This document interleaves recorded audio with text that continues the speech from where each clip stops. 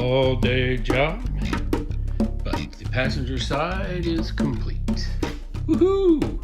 All I have to do is above the drip rail and the side of the pillars for the windshield, and that'll be it. I can start assembling the car. Hi, welcome to Don's Manufactory. Well, Betsy is shiny. So, I could still do more sanding and buffing on the car to make the, more paint corrections, but there's some other little things I want to do to it first before I do the final correction, and it still seems to be shrinking. Okay, so that's not so unexpected. It's essentially a repaint because I painted it and then I had to repaint it. So it has about twice as much paint on it as it should have in its completed form, we'll say. That's as far as I'm going to take it until it shrinks some more. But in the meantime, the paint has hardened to the point where it's actually getting difficult to sand and buff. But that also means that it's fingernail proof, and if it's that hard, it's hard enough to start assembling pieces on the car. So first up is the windshield. Got a gasket. These are supposed to be the better fitting gaskets. This is a Daniel Carpenter 65 to 68 windshield weather strip, but it says foreign, so I don't know what that means. It's a C5ZZ number, so it's supposed to be the better gasket, and let's hope so. So first up, get the stickers off the glass, get the glass clean the mold release agent out of the grooves, so it has just naked sticky rubber on the glass and the body side.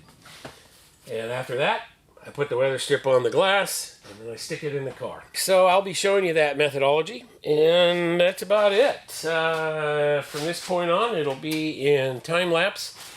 So let's get at it. I'm using sprayway cleaner here to clean the glass. It's pretty good stuff. It actually cleans the goo from the stickers off without problem. So the glass is pretty clean. If I can use it under paint, I'm sure I can use it to clean the glass. Here you can see how much junk is coming out of the weather strip in the grooves there. It's I'm using just regular prep, all painting prep, to clean the mold release agent out of the groove. It makes the rubber really stick to the glass a lot. Makes it hard to get on the glass all the way and everything, but it will ensure that everything sticks and seals well. I'm just using a little nylon tool there you saw to separate the groove in the weather strip as I'm pushing it on. It's a little tough to get started sometimes. I get one side on, the other side pops off, so I just use tape to hold it. And once I get it started, then it's pretty good. It'll stay on there. But once you get rolling, it goes pretty easy. I keep looking at this gasket as I'm working, thinking, gee, it seems fatter than the gasket that came out. Setting up for the install, just protecting the paint there. I set the glass down so that it engages the lower pinch weld. Here you can see the homemade tool that I used to roll the rubber gasket in. I ended up making another tool that you can see right here. Basically a longer handle so that I can reach the bottom of the gasket and roll it in. You'll notice I've got a towel at the top of the windshield. That's so that the middle of the glass will engage the pinch weld and I can get that dropped down and lowered in place. So now it's important that I get the glass all the way down and centered on the car.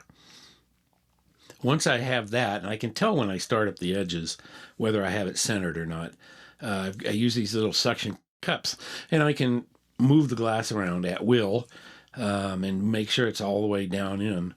And then once I have that, and I've sort of used the flat palm, sort of pounding it down into position and centering it, then I go ahead and I roll the top edge in. It actually goes really well. I don't know. I don't use ropes. And I put them in dry as well. I will seal it later. Even if you put sealer in there and then you rope it in, you end up with sealer getting all over everything, and you have to go back and backfill it anyway. So if that's the case, just wait and seal it up after.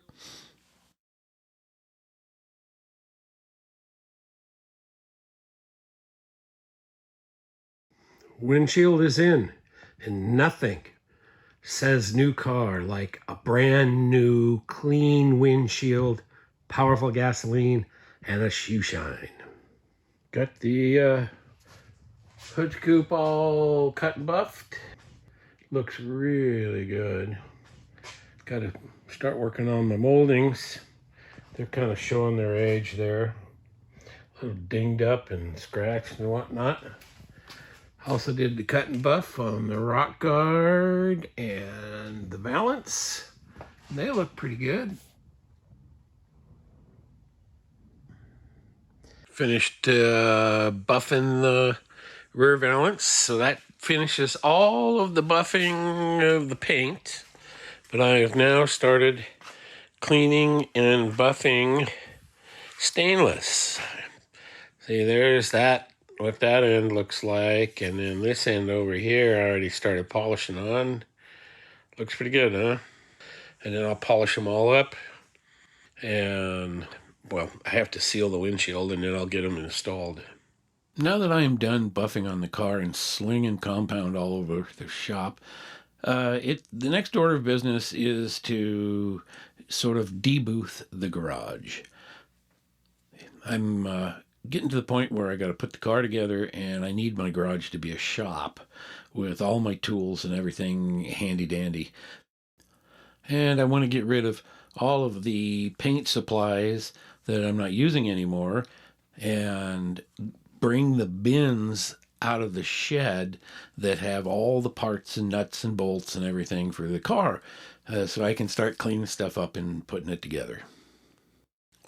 This, of course, includes putting the paint guns back where they belong, hanging on the wall back there in the corner, binning up the tarps and reorganizing, putting my toolbox where it belongs and getting all the clamps back up on the wall where they're supposed to go, and just sort of generally reorganizing so my shop's a shop.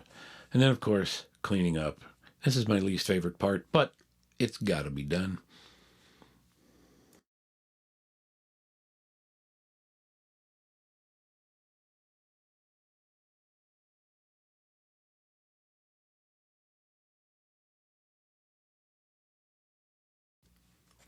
Wow.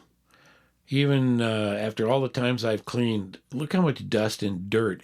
This is just overspray and dust from the buffing that has, and the sanding that has gotten out into the into the shop. It's amazing how dirty this stuff gets. It doesn't take any time at all. This is really satisfying here, seeing the floor get mopped and be all clean. Yahoo!